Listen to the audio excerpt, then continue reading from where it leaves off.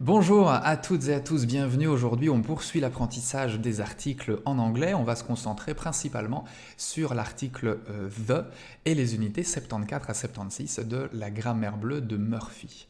Le petit speech du jour va être divisé en trois grandes parties. On va parler de l'utilisation de the avec les lieux. On parlera des cas où il n'y a pas d'article en anglais alors qu'on en mettrait un en français, donc ça va être un peu la partie de la vidéo sur les pièges à éviter. Et on terminera avec la combinaison de the et d'un adjectif. C'est parti, on commence tout de suite avec les lieux. Alors les lieux, il faut faire attention. La plupart du temps, c'est comme en français. Sauf avec quelques lieux particuliers. Quelques exemples ici, avec les lieux prison, qui se dit également jail, hospital, university, college, church. Eh bien, quand vous êtes face à ces lieux-là, il faut vous poser la question de est-ce que je vais utiliser ce lieu lorsque je m'y rends? Est-ce que je vais l'utiliser pour sa fonction première, pour sa fonction classique? Par exemple, vous le voyez avec les écoliers, est-ce que je vais à l'école en tant qu'élève pour étudier? Ou bien est-ce que je me rends dans ce lieu bien, pour le lieu, pour le bâtiment? Et là, la fonction première du lieu ne m'intéresse pas. Par exemple, je vais à l'école pour faire autre chose qu'étudier. Je vous montre quelques exemples de la première catégorie. Kevin goes to school every morning. Kevin va à l'école chaque matin. Dans ce cas-là, on comprend qu'il y va en tant qu'élève, as a pupil. Et dans ce cas-là, on ne mettra pas d'article en anglais alors qu'il y en a un en français. En français, on dit bien Kevin va à l'école chaque matin. Autre exemple, I hope I'll never go to prison. J'espère que jamais je n'irai en prison. Eh bien là, dans ce cas-là, on comprend qu'on espère ne jamais y aller en tant que détenu, c'est-à-dire être enfermé, c'est-à-dire utiliser la prison dans sa fonction classique. Autre exemple, she's a Catholic, but she doesn't go to church very often. Et dans ce cas-là, on veut dire qu'elle est catholique, mais qu'elle ne va pas à l'église souvent, sous-entendu pour prier, c'est-à-dire pour utiliser la fonction première de l'église. Dans tous ces exemples, lorsqu'on utilise ces bâtiments-là, et j'insiste bien, c'est vraiment que ces bâtiments-là, dans leur utilité première, eh bien, on ne met pas l'article. Alors que quand on y va pour faire autre chose, eh bien, on mettra l'article. I went to the school to meet Kevin's teachers. Je suis un parent d'élève, je suis allé voir les profs de Kevin. Et donc dans ce cas-là, eh bien, je dois mettre l'article. I went to the prison to see Kevin. Kevin, mon pote, purge sa peine et je suis allé lui rendre visite. Donc là, on met l'article. He went to the church to repair the door. On peut imaginer qu'il est menuisier et qu'il va à l'église vraiment pour le bâtiment, pour réparer la porte. Il y va pour autre chose que pour la fonction première de l'église et donc on met l'article.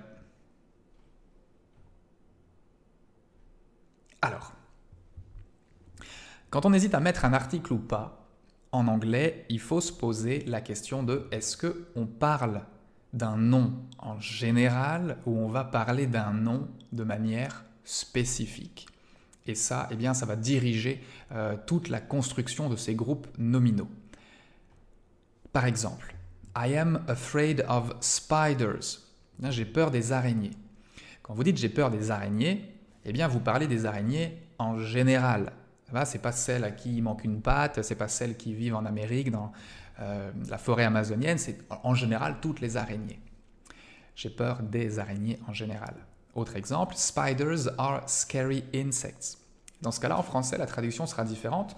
Dans le premier, on parlait des araignées, ici on va parler de les araignées. Les araignées sont des insectes effrayants.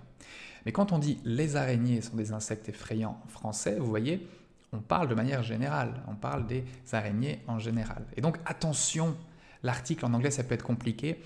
Si vous vous dites je vais l'associer au français et faire la même chose en anglais, ça ne marchera pas toujours. En voici l'exemple même. Ça va? Donc vous devez comprendre que le lien entre ces deux phrases, c'est qu'on parle des araignées en général et que donc on ne met pas d'article en anglais. Alors que si on parle de manière spécifique, si on parle d'une araignée ou de certaines araignées bien spécifiques, eh bien on mettra l'article. I have killed the spider ou bien the spiders you saw earlier. J'ai tué l'araignée ou les araignées que tu as vues un peu plus tôt. Vous le voyez ici, on a une sorte de complément déterminatif, on a une subordonnée ici, you saw earlier, qui va déterminer de quelle araignée on parle. Et donc ça rend les araignées spécifiques. Et donc on met l'article. On vient de parler du mot spider, qui est un mot dénombrable. Alors, si vous n'avez pas encore vu la vidéo sur les noms dénombrables et indénombrables, je vous invite à aller la voir. On va maintenant parler d'un nom indénombrable, parce qu'on ne les gère pas exactement de la même façon. Le mot fire, le feu. Le feu peut être dangereux. Vous voyez que quand on parle en général ici, de nouveau, on ne met pas l'article. La différence, c'est que quand on parle d'un nom dénombrable en général, on le met au pluriel. Par exemple avec spiders. Par contre, quand on parle d'un nom indénombrable, un nom qu'on ne peut pas compter, qu'on ne peut pas mettre au pluriel, forcément, on ne va pas le mettre au pluriel quand on parle en général. C'est pour ça ici que fire n'est pas au pluriel. Okay? Le feu peut être dangereux. Et de la même façon, on peut très bien parler de manière spécifique d'un nom indénombrable. Hurry up, put out the fire. Dépêche-toi, éteins le feu. Dans ce cas-ci, on ne parle pas du feu en général, on parle de flammes précises, on parle d'un feu qui est en train d'avoir lieu, peut-être là maintenant dans la maison. Dépêche-toi, éteins-le, celui-ci. De manière spécifique, on met l'article. University students are courageous. Dans ce cas-là, on parle en général des étudiants universitaires, on ne met pas l'article. The university students I teach are courageous. Dans ce cas-là, vous le voyez de nouveau en vert, on a de nouveau notre subordonné qui va déterminer de quels étudiants universitaires on parle. Ce n'est pas tous les étudiants universitaires qui sont courageux, c'est juste ceux à qui je donne cours.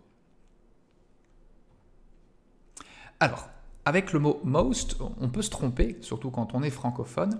Donc most peut vouloir dire la plupart de. Okay, la plupart de. Et donc en français, il y a l'article la, la plupart de. En anglais, il n'y a pas d'article quand on parle en général. Et donc la phrase la plupart des gens sont gentils, vous allez le traduire par most people are kind. Donc vous prenez most, vous ne mettez surtout pas de the avant most, et puis directement après le most, vous avez le nom. Donc il y a beaucoup moins de mots en anglais qu'en français. Ça va? La plupart des gens, most people. Mais attention, si on parle de gens spécifiques, alors la structure change un peu. Ce sera most of the plus le nom qui suit. Par exemple, most of the people who live here are kind. Dans ce cas-là, de nouveau en vert, vous le voyez, on a une subordonnée qui va préciser de quel type de gens on parle. On ne parle pas de tous les gens ne sont pas sympas. Non, non, juste les gens qui vivent ici. Dernière chose à laquelle faire attention, c'est la même chose en français, donc vous devriez pas, ça ne devrait pas vous perturber. Mais je vous ai dit jusque-là que lorsqu'on met le the, on parle de quelque chose spécifique. Il y a une exception à ça. C'est notamment dans ce type de phrase où on va dire « l'ordinateur a changé la façon dont nous vivons ». L'ordinateur. Vous voyez qu'on a un déterminant ici, mais on ne parle pas d'un ordinateur spécifique. On parle des ordinateurs en général. Quand on dit « l'ordinateur a changé la façon dont nous vivons », c'est tous les ordinateurs, globalement. C'est plutôt l'invention. Et donc en anglais, on peut faire pareil, ça s'appelle le the générique, c'est un the qui permet de parler en général. Ça va? Dernier point du jour, la combinaison de the avec un adjectif. Alors, imaginons qu'on se trouve dans un magasin de robes, on a plusieurs robes de différentes couleurs. Eh bien, en français, on pourrait dire « Waouh, vous avez des jolies robes, est-ce que je pourrais essayer la rouge, s'il vous plaît ?» La rouge, ce qui veut dire la combinaison de l'article avec un adjectif, le mot rouge. L'adjectif est tout seul dans la phrase, il n'est pas associé à un nom, c'est pas la robe rouge, non, c'est juste la rouge. En français, on peut le faire, ça pose pas de problème. Eh bien, en anglais, on ne peut pas le faire. I love the dresses you are selling. Can I try on the red, please? On ne peut pas le faire. Okay? En anglais, on ne peut pas employer un adjectif tout seul. Alors, comment on fait si on veut dire la rouge en anglais? Eh bien, on va devoir utiliser le petit mot one juste après l'adjectif. Can I try on the red one, please? Et on peut, si on veut, mettre le mot one au pluriel, si on veut faire référence à plusieurs robes. Can I try on the red ones, please? Ça, c'est la règle générale d'utilisation de l'adjectif seul en anglais. À ça, il y a deux exceptions. Il y a deux cas en anglais sur lesquels je vais m'attarder maintenant, dans lesquels vous pouvez, et vous devez d'ailleurs, utiliser the plus un adjectif, et l'adjectif sera tout seul dans la phrase. On va parler des catégories de personnes et on va parler des nationalités dont l'adjectif de nationalité se termine par CH, SH ou ESE. Allez, on commence avec la catégorie de personnes. Alors, c'est quoi une catégorie de personnes? Eh bien, par exemple, le mot young, jeune, eh bien, quand il est utilisé comme ça, the young, il fait référence à l'ensemble des gens qui sont jeunes. C'est une catégorie de personnes qui vont partager une caractéristique. The rich, les riches, the unemployed, les sans-emploi, the injured, les blessés, etc. Exemple, we should tax the rich more. On devrait taxer les riches plus. Puisque l'adjectif riche peut faire référence, et fait référence d'ailleurs à une catégorie d'individus, alors on peut utiliser l'article the juste avant l'adjectif. Et l'adjectif peut être seul dans la phrase. On n'a pas besoin d'ajouter le mot one dans ce cas-ci. Autre exemple, we are taking the sick to another hospital. On emmène les malades dans un autre hôpital. Les malades, c'est une catégorie d'individus basée sur l'adjectif sick. Donc dans ce cas-ci, de nouveau, eh bien, on va y faire référence en combinant l'article the avec l'adjectif sick. Alors, attention, puisqu'on parle de catégorie d'individus, forcément, on fait référence à plusieurs individus. Mais attention, on fait référence à plusieurs individus à l'aide d'un adjectif. Par exemple, l'adjectif poor. Et comme tous les adjectifs en anglais, eh bien, il reste invariable. On ne peut pas mettre de S. Okay? Donc attention, the rich, n'allez pas écrire the riches, ça reste rich, ça reste un adjectif invariable. The poor fait référence aux pauvres, au pluriel, mais vous ne mettez pas de S. On termine avec les nationalités. Alors, avec les nationalités, on va se concentrer ici sur deux types de nationalités, en commençant par celles dont les adjectifs se terminent par CH, SH et ESE. Celle-là, donc attention, hein, si votre adjectif de nationalité se termine par une de ces trois terminaisons, alors vous allez pouvoir utiliser l'adjectif en combinaison avec l'article the et juste E2 dans la phrase, sans mot one après, sans un autre nom après. Par exemple, the French love drinking wine. Les Français adorent boire du vin. Ça veut dire la même chose que French people love drinking wine. Okay? La différence, c'est que puisque dans ce deuxième exemple, l'adjectif French n'est pas utilisé tout seul et est utilisé en combinaison avec un nom auquel il se rapporte, c'est-à-dire ici le nom people, eh bien, dans ce cas-là, on n'a pas besoin de l'article the. Et il peut être utilisé comme n'importe quel adjectif. Red people, intelligent people, peu importe. The Chinese are usually welcoming people. Les Chinois sont habituellement des gens accueillants. Vous voyez, ça se termine par ESE, ça fait partie des trois terminaisons et donc on va pouvoir le combiner avec the pour parler de l'ensemble de la catégorie de personnes, les Chinois. Alors, un petit truc qui va vous permettre de retenir assez facilement ces trois terminaisons, eh bien, la raison pour laquelle elles sont là, ces terminaisons, et elles créent une grammaire un peu différente, des règles un peu différentes, c'est que si vous ne mettez pas l'article avant, si vous ne mettez pas le the avant un adjectif, un adjectif de nationalité qui se termine par CH, SH, ESE, alors vous ferez référence à la langue et non plus aux habitants. Regardez l'exemple suivant. I speak French, English and Japanese. Dans ce cas-là, on parle des langues, le français, l'anglais et le japonais. Et donc avec ces adjectifs, si vous ne mettez pas l'article et que l'adjectif est tout seul dans la phrase, eh bien ce sera un nom, ce sera le nom de la langue. Alors comment on fait avec les autres nationalités, celles qui ne se terminent ni par CH, ni par SH, ni par ESE? Eh bien c'est assez simple puisque ça suit la même règle que les noms habituels et donc on va se poser les mêmes questions qu'avec n'importe quel nom, qu'avec le mot dog, qu'avec le mot table, est-ce que je mets l'article ou pas, est-ce que je le mets au pluriel, bref, ça va être les mêmes règles. La différence entre général et spécifique.